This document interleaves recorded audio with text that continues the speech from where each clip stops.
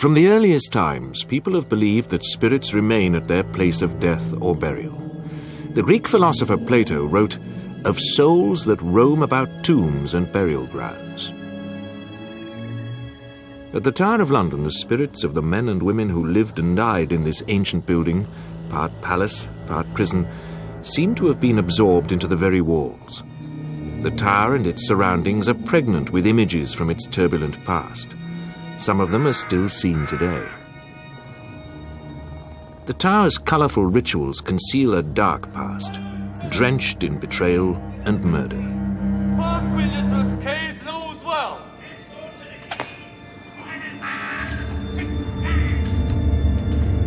The red coats of the guardsmen recall the blood that has flowed here. Few places in the tower have a more sinister reputation than Traitor's Gate, the Watergate on the Thames through which prisoners were brought to the tower to avoid popular demonstrations. Many came by this way, few went out.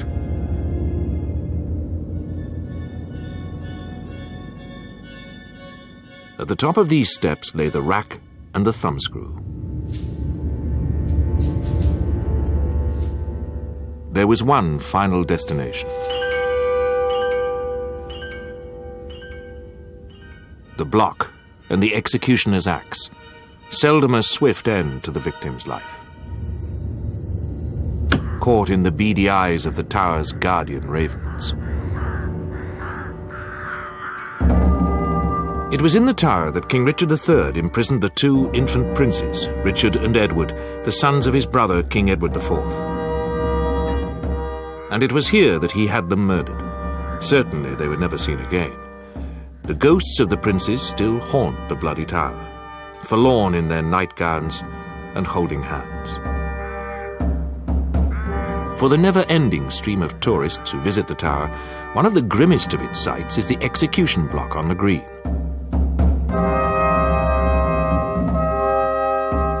King Henry VIII kept the axemen busy. Execution was a favoured solution to the political and marital difficulties the king encountered.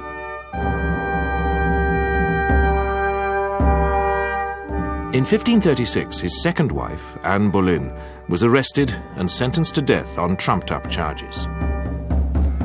The Queen's house at the Tower had been built for Anne in 1530, but the only time she stayed there was while she was awaiting execution. Her headless ghost is still seen on the site.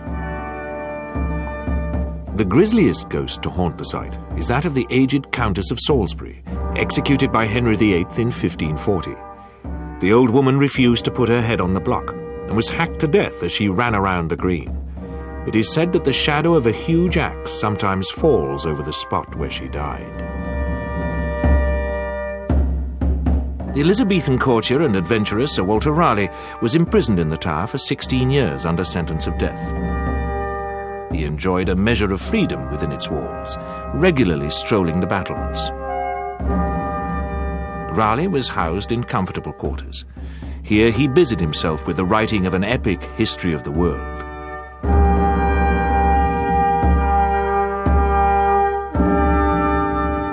Sir Walter's own part in it came to an end in 1618, when, after a brief spell of freedom, he was executed for high treason. his ghost is still seen pacing the battlements, gazing out over the modern cityscape beyond. Or perhaps Sir Walter sees the spires and meadows of his own days in captivity. Another royal palace and another royal ghost. The gallery at Hampton Court is haunted by the ghost of Henry VIII's fifth wife, Catherine Howard. She was held in the palace before her own execution for adultery. The marriage had lasted barely 15 months. One night, Catherine escaped and had to be dragged shrieking from the doors of the chapel where her husband was at prayer. Her screams have echoed down the centuries and have been heard in our own day. Fulham Palace, ancient home of bishops on the banks of the Thames, is famous for its beautiful gardens, laid out in the 17th century, and for its ghosts. In the reign of the Catholic Queen Mary, its Great Hall was used by Bishop Bonner to torture Protestants. Bloody Bonner's own tortured spirit remains, as the warden attests. He was dressed in a very long black cloak, a high wing collar going right up the back of the neck and round the ears. He carried on very slowly up the threshold of this net. Being that he was very tall, he had to stoop his head as he went through the door. Glamis, the fairy-tale Scottish castle of the Earls of Strathmore and childhood home of Queen Elizabeth, the Queen Mother.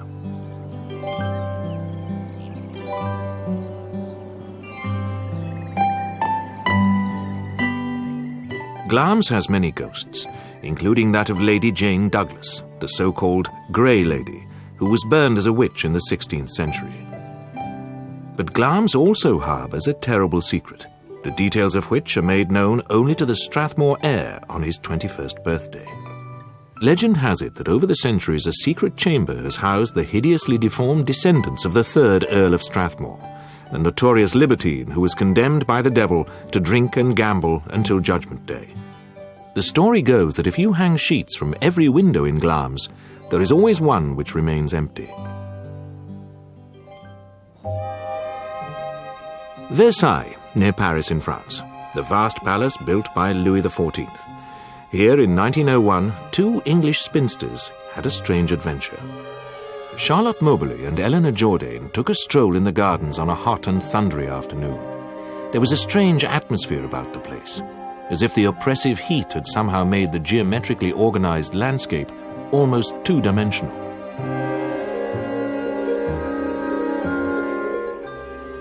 The walkers headed through the mock village built by Marie Antoinette, where the doomed queen had played at being a shepherdess.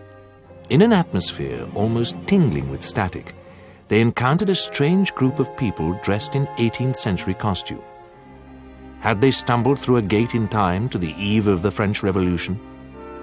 The date was the 10th of August, the very day in 1792 when Marie Antoinette and her husband, Louis XVI, had been seized by the mob. Or had the two women been deceived by Parisian socialites in fancy dress? In August 1914, the summer thunder was drowned by the rumble of guns in the opening battles of the First World War. The British and the French rushed troops to the front to halt the German drive on Paris. At the moment when the Germans threatened to break through the British line at Mons, a fantastic apparition gave the outnumbered British soldiers heart. It was said that the sky had been filled with the ghostly figures of Henry V's archers, being led to victory at Agincourt by St. George.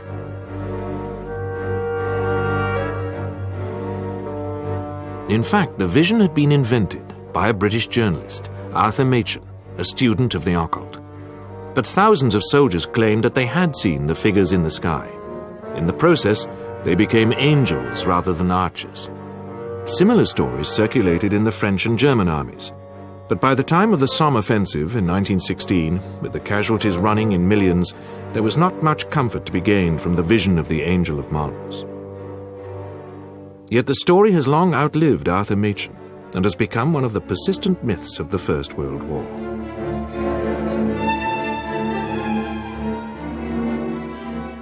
During that terrible conflict, the life expectation of aviators at the front could be measured in weeks.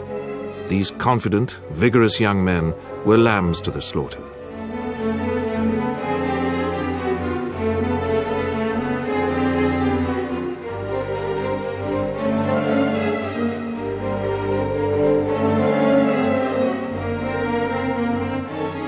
the height of the war in the air, there were many examples of what psychic investigators call crisis apparition, the sudden appearance of a loved one who is both far away and about to die.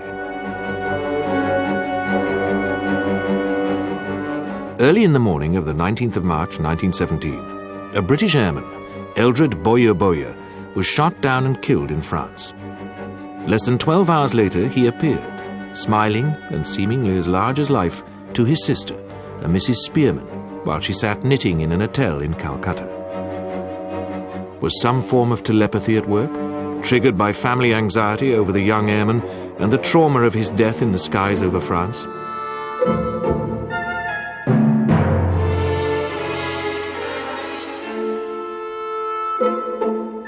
On her maiden voyage in 1915, the second officer of the German submarine U-65 was killed in an accidental explosion. The dead man did not desert his ship. He was seen at regular intervals on the deck, his ghastly white face turned up towards the men on the conning tower. The submarine was plagued by accidents and bad luck. The captain claimed it was all a practical joke, but the crew was convinced that the ship was haunted. On the 10th of July 1918, U-65 was torn apart by a terrible internal explosion that was witnessed by an American submarine which had been stalking her. The U-boat's crew of 35 went down with her. Or was it 36? Certainly it was the last that was ever seen of the haunted submarine's phantom second officer.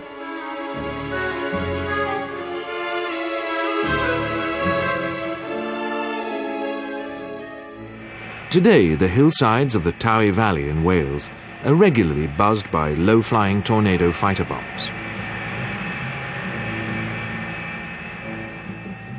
But in 1979, a more mysterious aircraft of World War II vintage was seen flying over the valley. It was a Wellington bomber.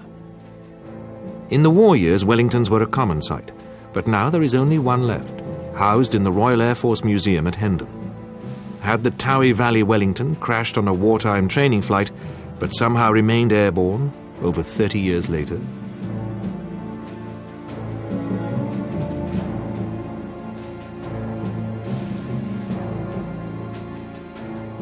Several witnesses reported that the bomber made no sound as it flew on its lonely mission, lost in space and time.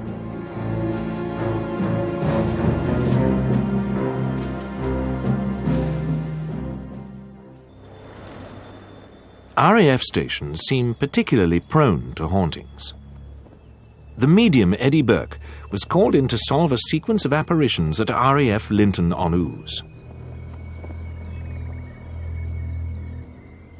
Just as I walked out of the door, a figure was stood just where you are, about 6 foot tall, quite broad-shouldered. It was a shadowy figure, and the figure just stayed there and then moved towards the left, towards the approach room door. A couple of months later, I was coming down from local, coming down these stairs, and I just walked past this door here, and this figure was stood there again. No. Eddie goes into a trance in an attempt to contact the spirit.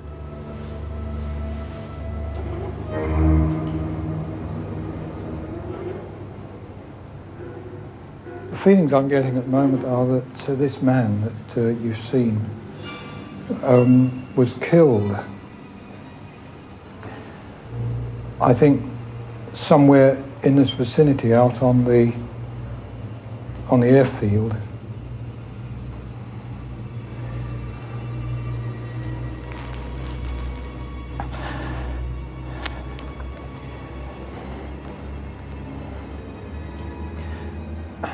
I think it was just an ordinary accident. I think he was run down by a vehicle at night. And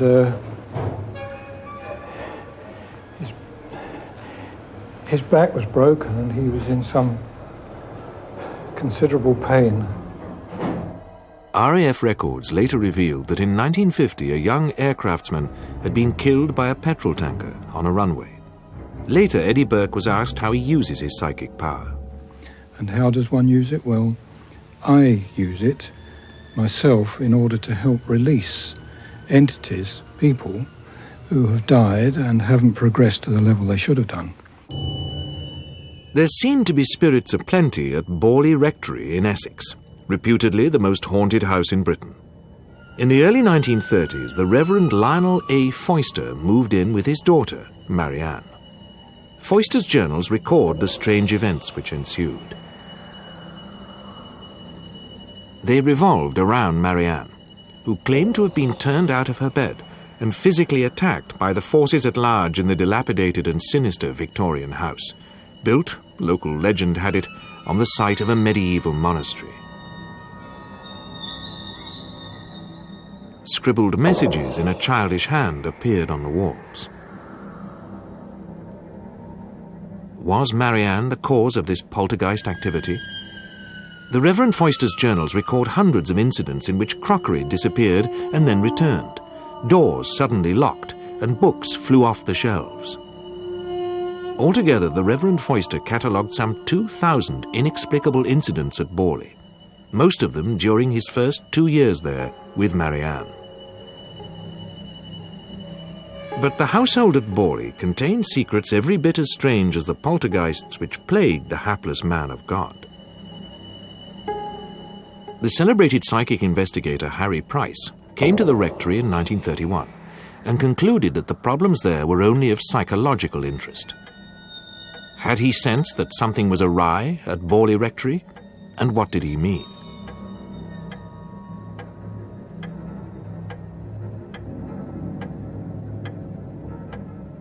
Significantly, perhaps, the Reverend Foyster had previously lived in Amherst, Nova Scotia, the scene of a famous poltergeist manifestation in 1878. Even more intriguingly, Marianne was not the Reverend Foyster's daughter, but his wife. Marianne herself, who hated Borley Rectory from the day they moved in, was also bigamously married to a travelling salesman called Henry Fisher. Fisher lived at Borley with Marianne and the Reverend Foyster in a ménage à trois. Marianne was to bear Fisher 2 children, but when war came, Fisher was supplanted by an American GI stationed in England. Marianne returned with him to America, where she disappeared from the pages of psychic history.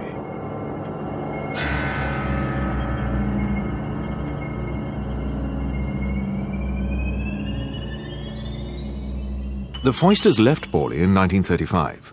Harry Price returned, this time to conduct research which produced a book in which he claimed the rectory was the most haunted house in England. It burned down in mysterious circumstances in 1939.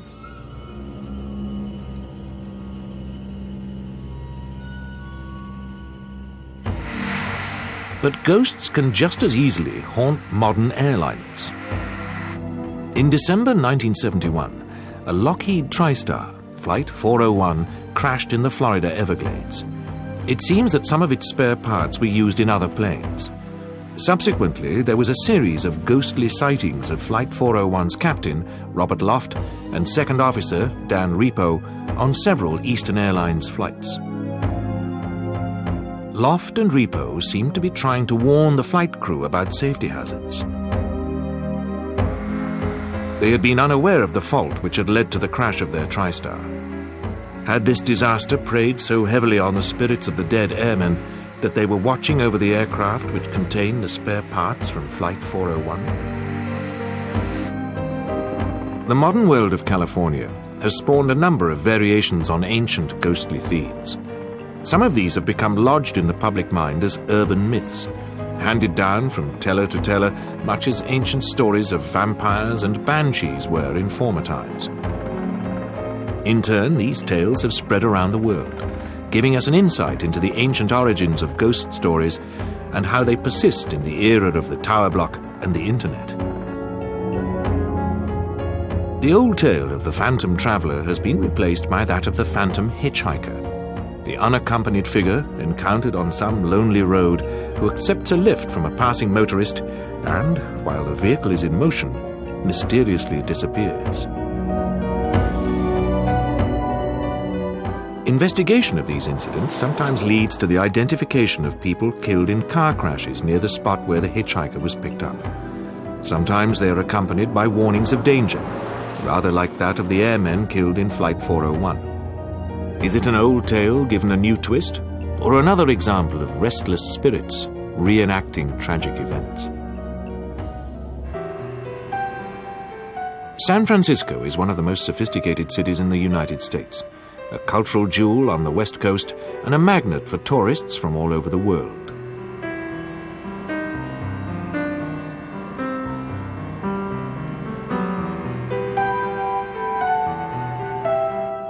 They come to enjoy the spectacular skyline on San Francisco Bay, the seafood restaurants of Fisherman's Wharf, and the superb scenery of the Pacific coastline. San Francisco's confident modern waterfront does not suggest the supernatural.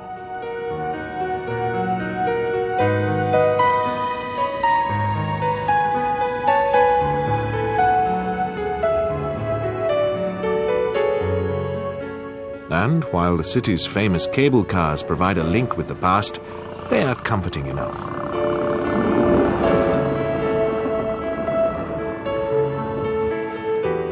But in the bay itself there is another, more sinister feature previously forbidden to the public: Alcatraz, the escape-proof prison which from 1934 housed many of America's most dangerous criminals.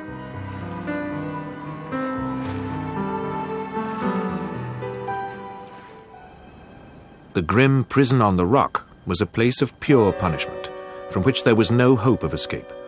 Pain and suffering soaked into its walls. Al Capone, Alcatraz's most famous inmate, went mad here from the effects of syphilis. He spent much of his time aimlessly strumming a banjo.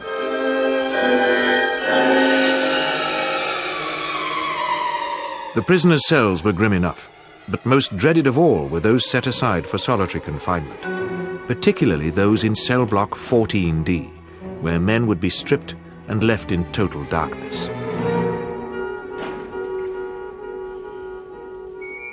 In 1963, Alcatraz was closed as a prison and open to the public. Guards and tour guides have reported hearing the distant clang of metal doors, screams and sobbing.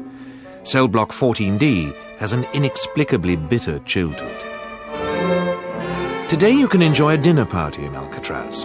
Diners claim they sometimes hear the faint jangling of a banjo, a ghostly reminder of the days when Al Capone was lodged in this legendary prison.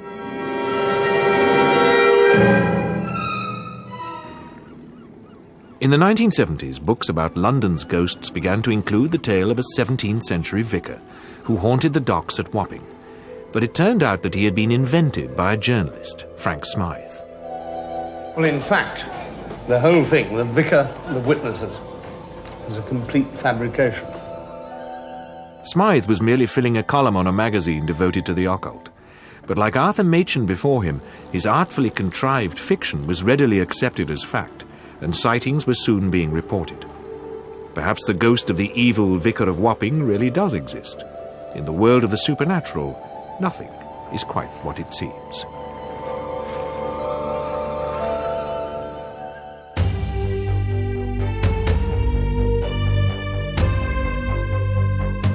Even today's ghost hunters are reluctant to commit themselves to what a ghost really is. The field is wide open to the machinations of fraudsters and the wild claims of the deluded. Were the events at Borley Rectory stage-managed by the bigamous Marianne Foyster? Or was there something more sinister at work in the old dark house?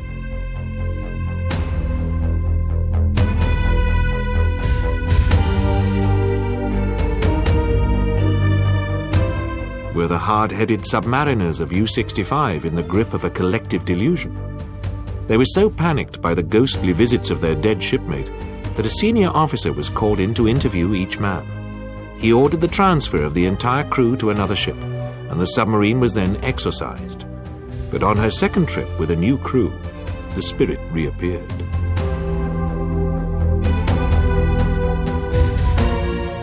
There is a belief that some hauntings can be explained by the fact that traces of particularly intense or traumatic events are absorbed in the fabric of a building where they took place, and then, in certain circumstances, replayed. Is the Tower of London a huge stone tape recorder, waiting for the psychic button to be pressed to give us fleeting glimpses of its extraordinary past? Mediums like Eddie Burke seem to be able to communicate with the restless spirits of the dead.